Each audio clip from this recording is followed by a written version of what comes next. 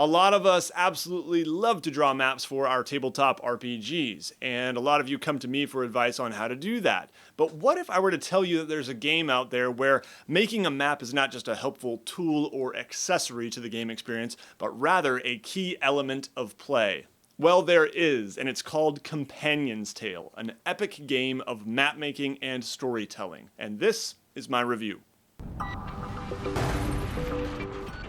Hi everybody, my name is Nate, and you are watching WASD20, a channel about tabletop RPGs and fantasy maps. This past summer I got to go to Gen Con for the first time, and among many other awesome experiences, I absolutely loved wandering around the exhibitor space, just looking at all the vendors and all the cool stuff for sale.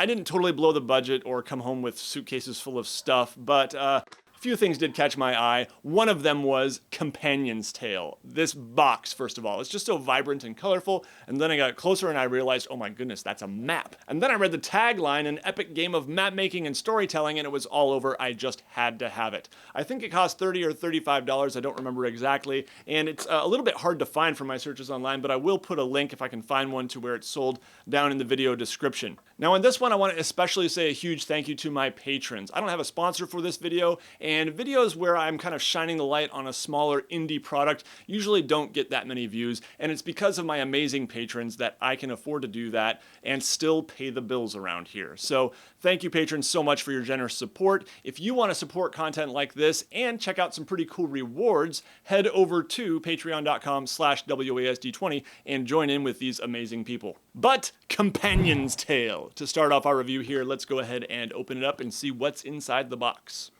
All right, so the back of the box does give a brief description of what's included here, and then it gives a little synopsis of the game. It's a map-making and storytelling game where you tell the tale of an epic hero, righting wrongs and saving kingdoms. The hero acts and leaves others to tell the tale. So you actually play as the hero's closest companions, people who are with the hero, and you're all telling this kind of narrative and building a world around that hero as well. So it actually starts with some world building. And yeah, anyway, let's take a look at what's in the box here. We'll get to more of the synopsis of what the game involves in a minute.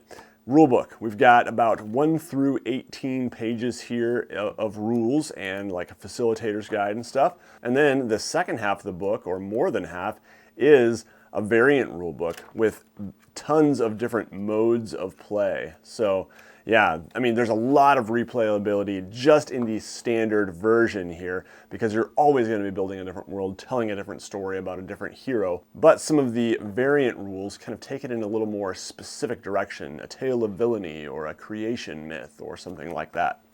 And pretty much the rest here is just various cards. So let's take a look at some of these here.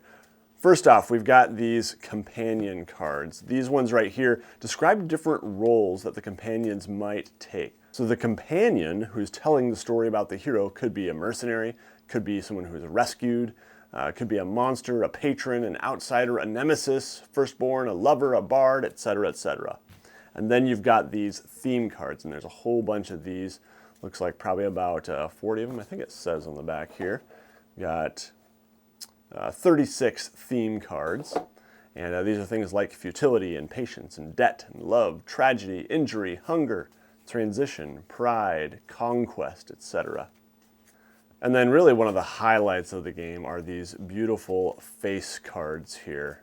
Really cool, just beautiful art. I mean, everything in here is top-notch, high quality, well-made, not chintzy or cheap, but the art on these is especially a highlight for me. I think an RPG Game Master could get a lot of use out of these as NPC face cards too.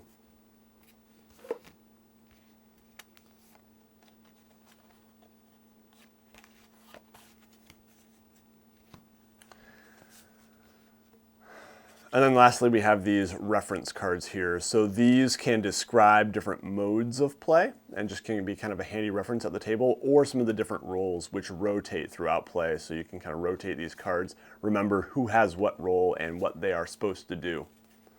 All right, so to give a brief synopsis of the game and how it works here, you are going to be telling the story of a hero. The hero is a cipher who is viewed through the opinionated lens of the companions that the players control. The hero has changed the world, or perhaps was a figure in a world that was already changing. Some details will be missing, some will be in conflict. So the basic way that the game works is you're going to be starting with a prologue. You're going to be answering some questions. Each of you will be taking a question and answering that and representing it on a piece of paper by starting to draw the map. These are basic world building questions that will establish some things about the setting. Then you will be starting the acts of play. Act 1 is the hero's genesis. You're going to have a historian phase, 3 story rounds, where each of you will play a different role.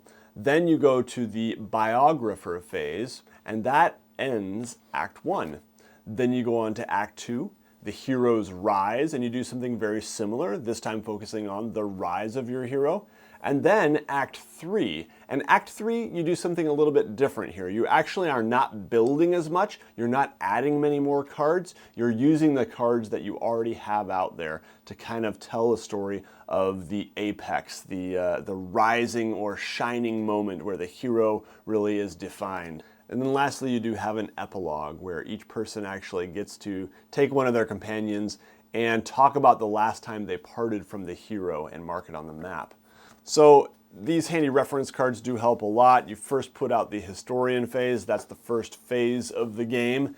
Then after the historian round, then you'll be going into the 4 different roles: the cartographer, the companion, the witness, and the lore keeper. The cartographer just represents things visually on the map as people are describing things. They're going to be trying to say, how would that show up on the map? Then you go on to the companion. The companion is obviously a key one, as the game is called Companion's Tale. So what you'll be doing for the companion role is you will actually be selecting a face card. So you can just probably pick one at random. Let's do it. All right, there is our companion. And then there are at any given time going to be 4 of these cards out on the table. And you simply pick one. So we're going to say this is a mentor. Then you will select 2 theme cards and pick one of them. So here we have hunger and tragedy. All right, we're going to go with tragedy. Now I will be using these 3 elements to tell a story of how my life intersected with that of the hero. It's not going to be some huge long story. It can just be very brief. It could be just a few sentences. All the while, the cartographer is going to be trying to represent that on the map.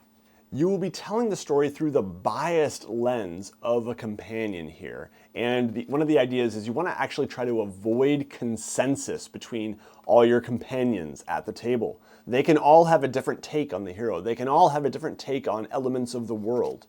Next up is the witness. The witness is supposed to look at a part of the map where the hero or the companion are not and tell a story about that. It doesn't need to be a whole story, just share some facts. And then we have the lore keeper, which is going to be sort of a world building role. The lore keeper describes a piece of lore that reflects some culture of the realm: song, poem, myth, cultural movement, game, sport, etc. And remember, these roles rotate for each round. So in Act 1, each player will play each role once. Same in Act 2. Act 3 gets a little bit different, and then you've got your epilogue. So there's a bit more to it, and if you read these cards, you get a little more detail. But those are the basics, and hopefully that gives you a good basic feel for how the game works. So in terms of my thoughts on the game itself, overall, I really enjoyed it. It's not something, however, I see myself playing very often. It's not something that I was like, oh man, that was amazing, I have to play it again. I think it's definitely for a certain type of person. This is not a role-playing game, and it's not a traditional board or card game. It is a storytelling game with a real focus on world building. And that really takes a certain type of person. For me, I think it stretched me creatively even more than most role-playing game experiences will. The other thing I'll say about the game is don't expect some gorgeous map to come out as a result. The focus of the map is not making something pretty or something that even makes all that much sense. The focus of the map is just drawing things that represent visually parts of your story. So this is our map here.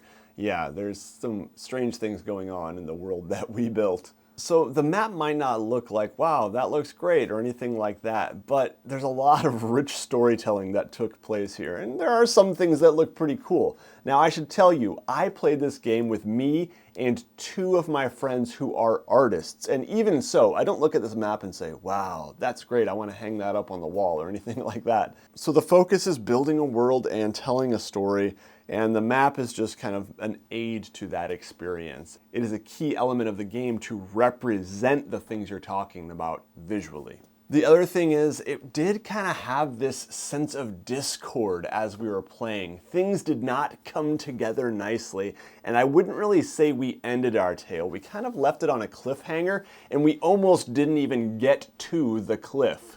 And actually, that works out pretty literally too, because our story ended right here at the very edge of this world. So the story that we told of this hero did not feel finished. There were a lot of loose ends, things we developed that we totally could have played on that we just had to leave undeveloped because that's the way it works. So there wasn't this harmonious, happy ending or even a tragic ending. It was just kind of like, huh, that was cool. There were some interesting things going on there, and we left, feeling very satisfied with the experience, and yes, wanting to play again sometime. So if this sounds like something you'd be into, I definitely do recommend you check it out. To conclude, playing Companion's Tale was a rich and unique experience. I feel like I got to know a different side of my friends in a way as we played, and yeah, I would definitely recommend you check it out. So if you have any questions or comments, please leave those down below. I would love to hear from you, especially if you have played this game. Tell me some of the stories and the worlds that you've built. I know that there are a lot of other games like this out there, storytelling and world building games. In some ways it did remind me a little bit of Fiasco, which is another one I actually did pick up at Gen Con. I know some of my friends are into Microscope, and I hear good things about that one too, which is very much a world building game, I believe. But if you know of others like that, definitely let us know. I think it's important to bring some of these interesting and unique games to light. All right, that's going to do it for this one, everybody. I want to thank you so much for joining me for this review of Companion's Tale. Everybody take care. You'll see me again very soon.